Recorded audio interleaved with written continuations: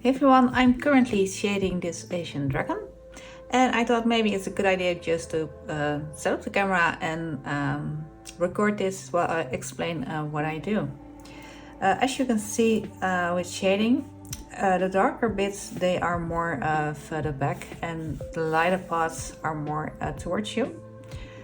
And I want the direction of the light, I want the light to come from this side, so you can see that the lights will touch this side of the dragon. I still need to add some, there's a cat here, there was a cat hair, and I still need to add some details in the head. I often do that last, because when I have the body, I can see how much detail the head needs and how much contrast the head needs. So yeah, it might be a very boring video, but I get many questions about the shading, so I thought, well, maybe this can be helpful to you. Like, he has a little bit of a fin here on the back. And when the light comes from this side, that would mean that there would be a shadow from that fin here. So I'm gonna very lightly shade that in.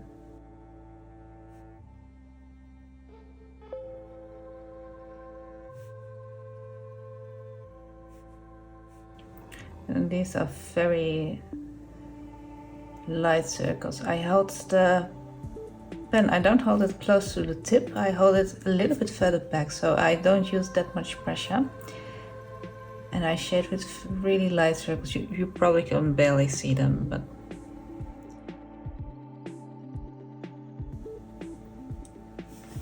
I also emphasize the lines that are in the shadow, like this. What I basically do, the darker areas and darker lines that are in the shadow, but also the areas that are further back, I make darker.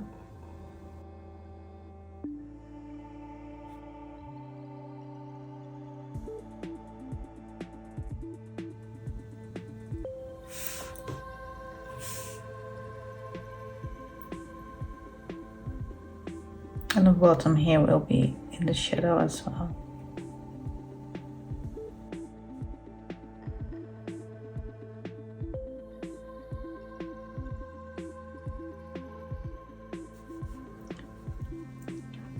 The nice thing about ballpoint pens is that you can layer them just like a pencil. Basically, it works like a pencil that you cannot erase.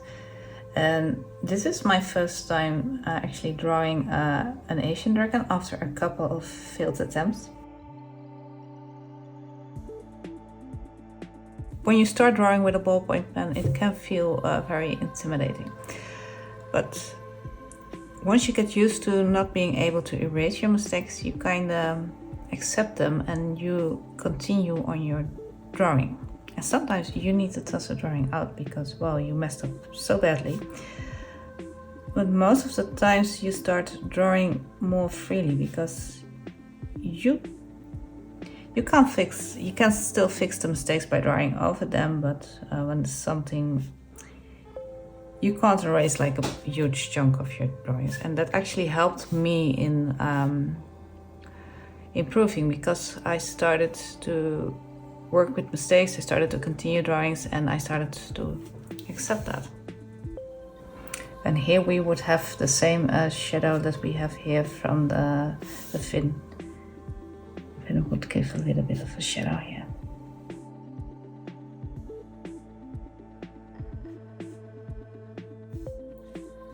And because the light was coming from this side, we will have a shadow here on this side as well. And you can actually see that a shape is starting to form. That you can see the more round shape of the body is becoming more visible.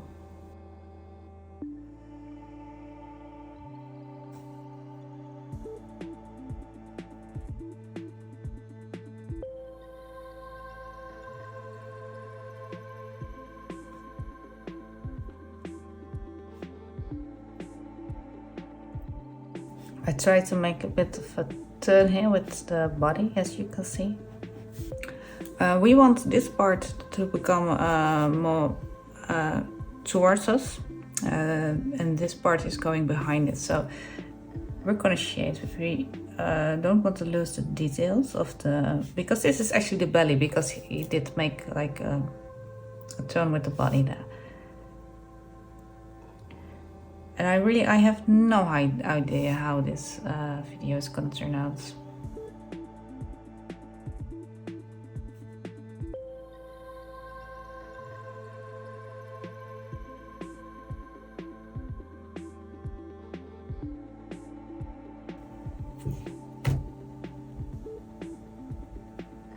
A little bit more wrinkles here.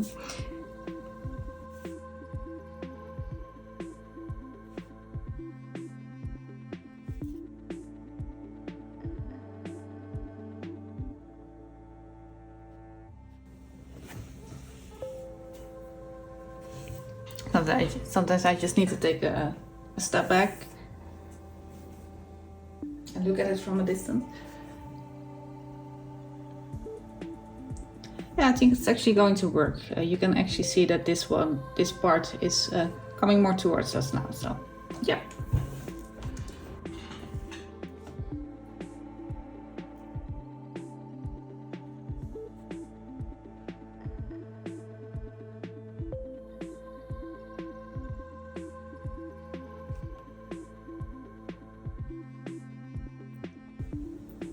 Again, holding the pen a little bit further back, and don't hold the bit like this, but hold the pen a bit to the side, so you basically only work with the side of the pen tip, the tip of the pen. I don't know how to call that.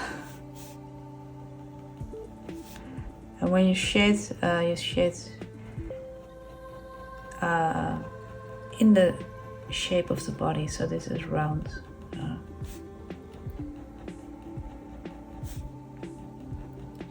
Like the darker areas, I use very light small ovals and I just layer them. But when I want to have a little bit more gray tone to this part, I just use lines, like hatching.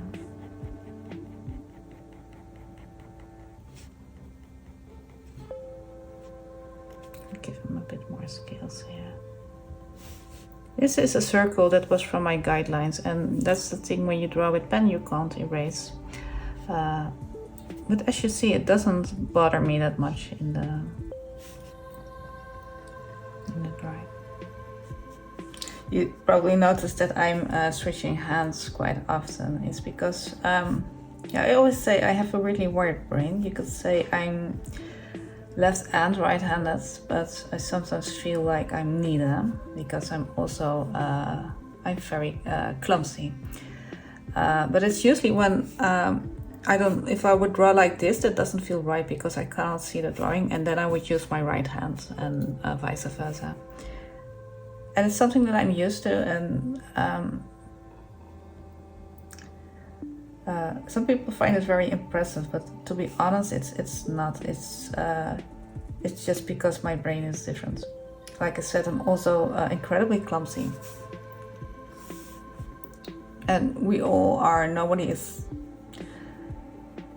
We all work in our own ways, and it really should not matter which hand you use to create your art. It's the fact that we create that matters.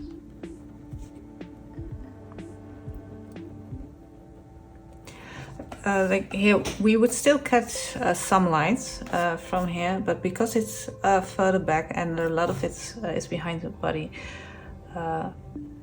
this side of the dragon will be darker. If you want to shade a round shape like this, if you shade it a little bit here on this side and on that side, the middle becomes lighter, and that will give that round shape to it as well.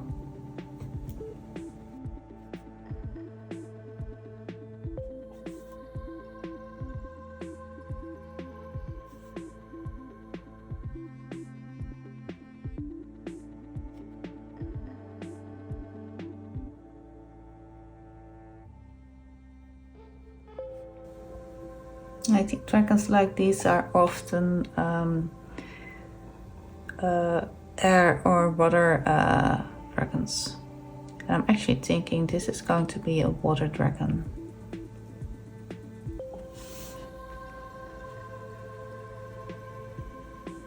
So this part is the right side of the tail. I'm going to thicken that line a bit just to show that that part is on the shadow side.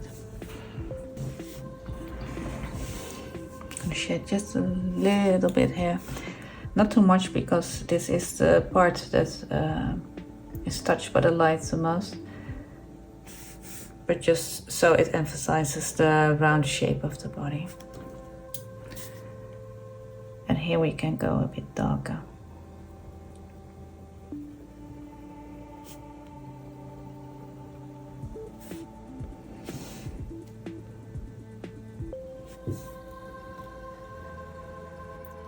And when you wonder, when have you shaded enough? Or when do you need to stop? I actually recommend just ruining a drawing every now and then. Because when you ruin a drawing with the shading, you learn how far you can push before it's too much.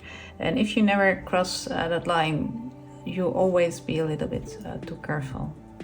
And I'm still too careful most of the times.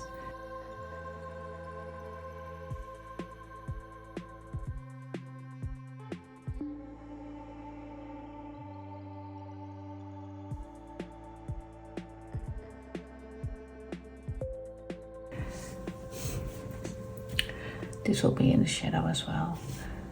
And here it's going to be very dark too.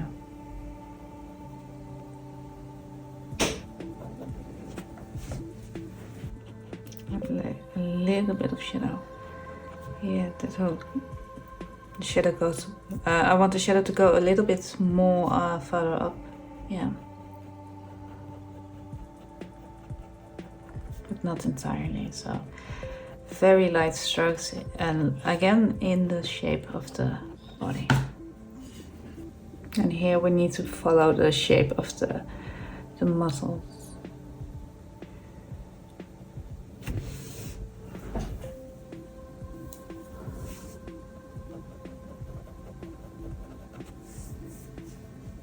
The belly here needs to have more detail, so I emphasize the scales here a bit more. Because it did get lost a bit in the shading. But that is basically what I'm gonna do now. Is I'm gonna work on the details. I'm gonna add the details in the head.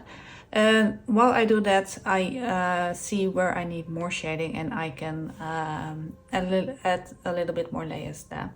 But this is what I wanted to show you.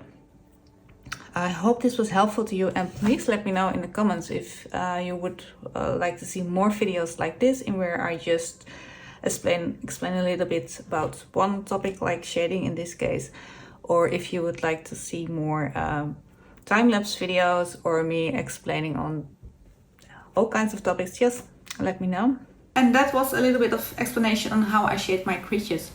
It wasn't that fancy video. I was just recording it on my phone because I was, like I said, I was working on it, and I thought this is something I want to share with you. So I just grabbed my phone.